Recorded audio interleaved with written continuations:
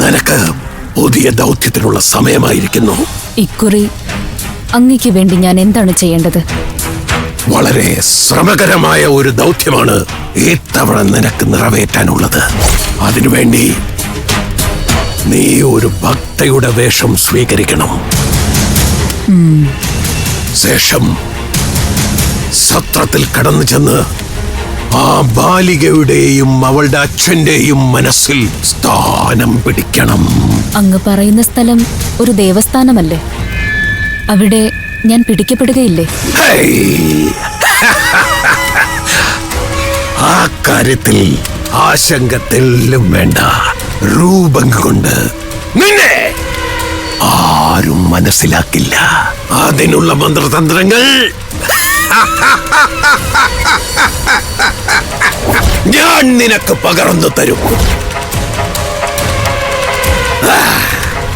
പക്ഷേ ആ ബാലികയെ പാട്ടിലാക്കി എന്റെ മുന്നിലെത്തിക്കുന്നത് വരെ നീ നിന്റെ അസുരഗണം പ്രകടമാക്കാതിരിക്കണം.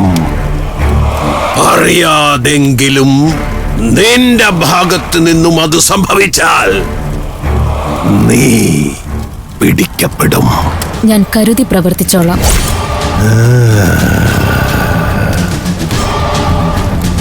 ഈ ദൗത്യം വിജയകരമായി നീ തിരിച്ചെത്തിയാൽ നിനക്ക് പിന്നെ അരൂപിയായി അലയേണ്ടതില്ല.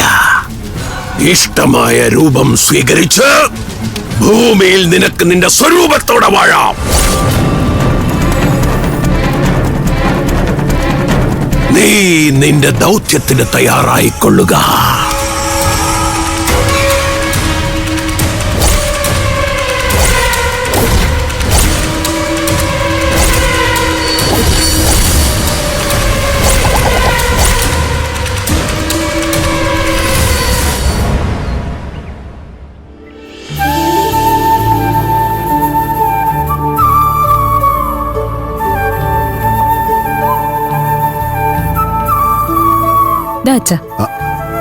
ആഹാ, ഇന്നെന്തൂറ്റി? നീയാണോ ചായ കൊണ്ടുവരുന്നത്? അമ്മ എവിടെ പോയി മോളെ? അത് അമ്മ ക്ഷേത്രത്തിൽ പോയിരിക്കും അച്ഛാ. വെളുപ്പാങ്കാലത്തെ ആള് കുളിച്ച് റെഡിയായി സ്ഥലം വിട്ടു. നിന്റെ അമ്മ രാവിലെ തന്നെ അമ്പലത്തിൽ പോയെന്നോ? അതിശയമായിരിക്കുന്നല്ലോ. എന്താ അതിശയം? അമ്മയ്ക്ക് പിന്നെ അമ്പലത്തിൽ പോക്കൂടെ? അമ്മയ്ക്ക് അമ്പലത്തിൽ പോവാം. പക്ഷേ എന്റെ അനുഭവത്തില് ഇത്രയും നാളെ ഞാൻ നിർബന്ധിച്ചിട്ടല്ലാതെ അവൾ അമ്പലത്തിൽ പോയിട്ടില്ല. അതും ഇത്ര അടുത്തായിട്ട് പോലും. ഇന്നെന്താ പതിവില്ലാതെ അവൾക്ക് അങ്ങനെ തോന്നാൻ? ദേവൂട്ടിയുടെ കാര്യം ആലോചിച്ച് അമ്മയ്ക്ക് ഒരുപാട് സങ്കടമുണ്ട് അച്ഛാ. ഓ, അപ്പൊ ദേവൂട്ടിയുടെ കാര്യത്തിന് വേണ്ടിയിട്ടാണ് ഇന്ദുമതിയുടെ ക്ഷേത്ര ദർശനം. അതത്ര നല്ല ഉദ്ദേശത്തോടായിരിക്കാൻ വഴിയില്ലല്ലോ മോളെ.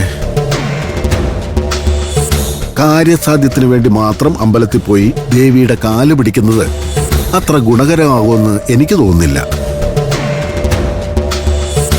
സ്വാർത്ഥ ചിന്തയും വ്യാജഭക്തിയും രണ്ടും ഒരുപോലെ ദേവിക്ക് അപ്രിയ. അപ്പോ നിന്റെ അമ്മയുടെ ക്ഷേത്ര ദർശനം കൊണ്ട് വലിയ മെച്ചമൊന്നും ഉണ്ടാവാൻ പോകുന്നില്ലെന്നാ ഞാൻ പറഞ്ഞു വരുന്നത്. അങ്ങനെയൊന്നും പറയില്ല അച്ഛാ.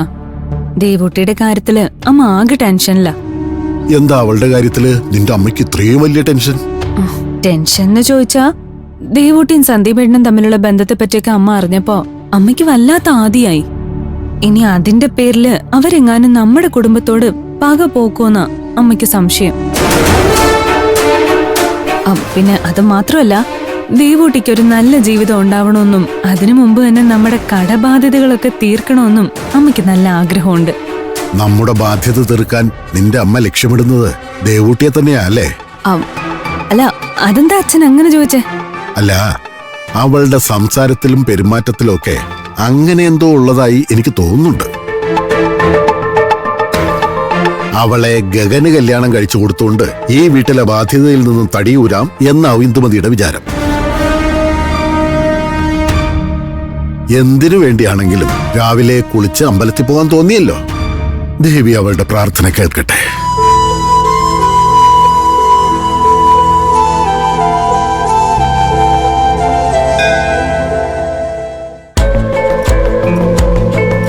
ആൾക്കാർ ഈ പറയുന്നതൊക്കെ ഉള്ളതാണോ ഇന്ദുമതി?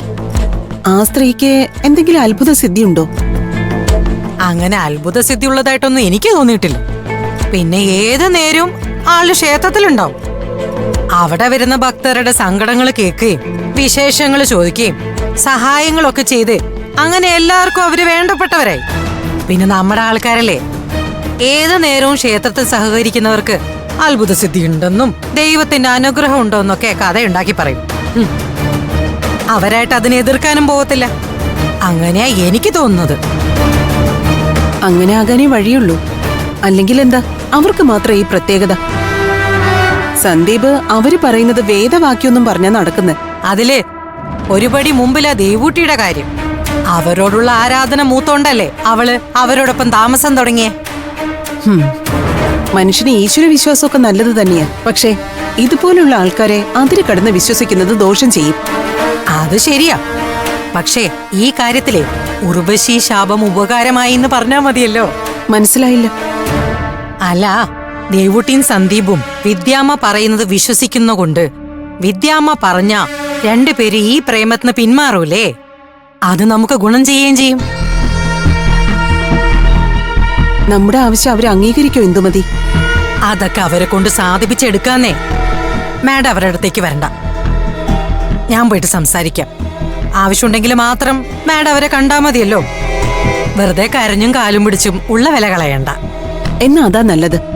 ഇന്ദുമതി ആദ്യം സംസാരിക്കേ. അത് കഴിഞ്ഞ് വേണമെങ്കിൽ ഞാൻ സംസാരിച്ചാ മതിയല്ലോ. ആ, അത് മതി.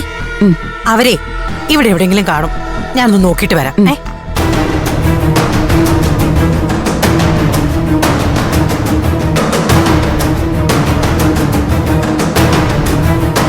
എന്റെ ദേവി,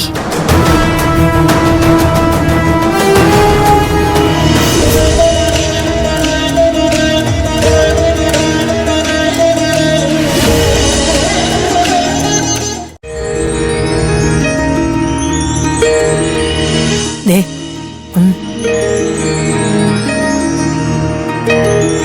ചെല്ലെ.